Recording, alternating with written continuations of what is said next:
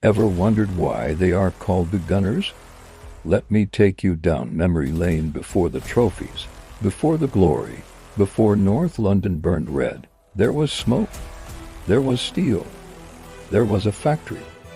In the industrial heart of Woolwich, southeast London, armed with grease-stained hands and working-class pride, a group of munitions workers from the Royal Arsenal factory formed a football team. They called it Dial Square. No grand vision, no global ambition. Just men chasing a ball after lone shifts forging weapons. Their first match, December 11, 1886, a 6-0 victory. It was humble. It was local, but it was the spark. Soon, Dial Square became Royal Arsenal, and English football would never be the same. In 1891, the club made a bold, dangerous decision. They turned professional. In an era dominated by northern industrial powerhouses, southern teams were expected to remain amateur, but Arsenal refused to follow tradition.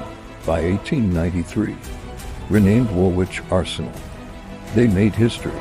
They became the first southern club admitted into the Football League. It was controversial. It was defiant. It was revolutionary. The North was no longer alone. For years, Woolwich Arsenal fought in the second division, battling, grinding, surviving, and in 1904, promotion. For the first time, Arsenal stood among England's elite in the first division. But celebration was short-lived.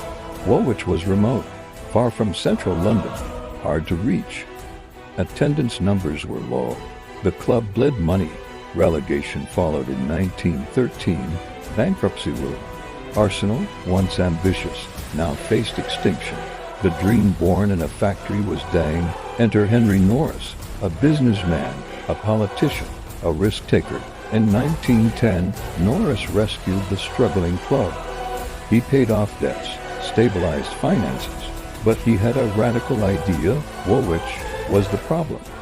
Arsenal were to survive. They had to move. After relegation in 1913, Norris made his move. Arsenal left South London. They relocated north to Highbury, near what would become Highbury Stadium. They dropped Woolwich from their name.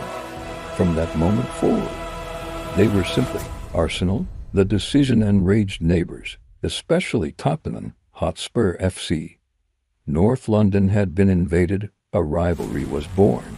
From factory floors to financial ruin, to one of football's most controversial relocations. Between 1886 and 1913, Arsenal survived when survival seemed impossible. They broke tradition.